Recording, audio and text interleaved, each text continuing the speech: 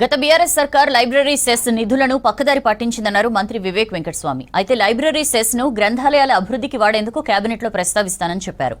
Hyderabad Afzalgunj state central లైబ్రరీలో 58వ national library వారోత్సవాల్లో పాల్గొన్నారు మంత్రి వివేక్. లైబ్రరీకి వెళ్తే అన్ని సబ్జెక్టులపై అవగాహన వస్తుందని చెప్పారు. పుస్తకాలన్నింటినీ డిజిటలైజ్ చేయాలని సూచించారు.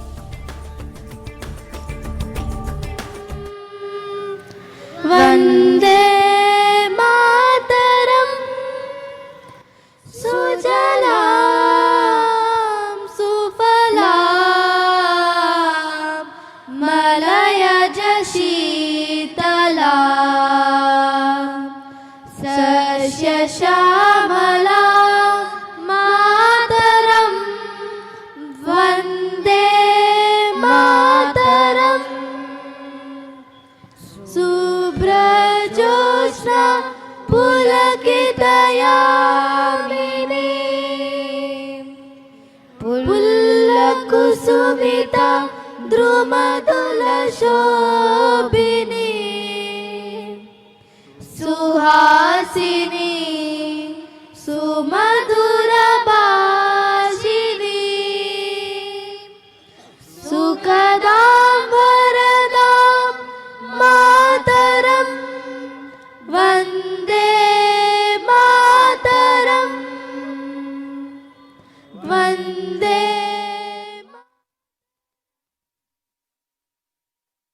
నేను మా నాన్నగారు కాకా వెంకటస్వామి గారు ఉద్యమంలో ఉండే వారు ఎప్పుడు కూడా చెప్పేది, మీకు ఏ ఇన్ఫర్మేషన్ కావాలనుకున్నా కానీ సిటీ సెంట్రల్ లైబ్రరీ పోతే, స్టేట్ సెంట్రల్ లైబ్రరీ పోతే మీకు డెఫినెట్లీ ఇన్ఫర్మేషన్ దొరుకుతుందని చెప్పి మా నాన్నగారు చెప్పేవారు. వారు ఇది కూడా చెప్పారు, ఏ కాలం న్యూస్ పేపర్ కావాలనుకున్నా కానీ మీరు మన లైబ్రరీకి వెళ్తే ఇక్కడ మీకు దొరుకుతుందని చెప్పి వారు చెప్పేవారు. అంటే ఇప్పుడే రియాజ్ గారికి చెప్పినట్టు 6 లక్షల పుస్తకాలు ఉన్నాయంటే నిజంగానే it's such a very important occasion to celebrate. ఎందుకంటే ఈ స్టేట్ లైబ్రరీస్ ఏదైతే ఉందో ఈ సంస్థ దీన్ని ఇంత చక్కగా నడిపిస్తున్నారంటే it needs to be celebrated. ఇంకా అందరు కూడా ఇదే అనుకుంటుంటారు, మనము లైబ్రరీ ఎందుకు వెళ్ళాలి, మనకు education is power. Swami Vivekananda గారు, డాక్టర్ బిఆర్ అంబేద్కర్ గారు వీళ్ళందరూ కూడా ఒకటే నేర్పించినారు అందరికీ, విద్య ఎడ్యుకేషన్ బాగుంటే మనం ఏదైనా సాధించవచ్చు అని చెప్పి వారు నేర్పించడం జరిగింది. ఈరోజు లాల్ బహదూర్ గారు కూడా ఇదే చెప్పినారు, సార్ విద్య గురించి ఎవరైతే లైబ్రరీ పోయి చదువుకుంటారో వాళ్ళందరికీ కూడా ఆ విద్య నాలెడ్జ్ ఏదైతే వస్తుందో దాని ద్వారా మనకు మంచి ఉద్యోగాలు కల్పించడంలో, మంచి పని చేయడంలో ఇది ఒక స్ట్రెంగ్త్ ఉంటుందని చెప్పి వారు చక్కగా చెప్పడం జరిగింది.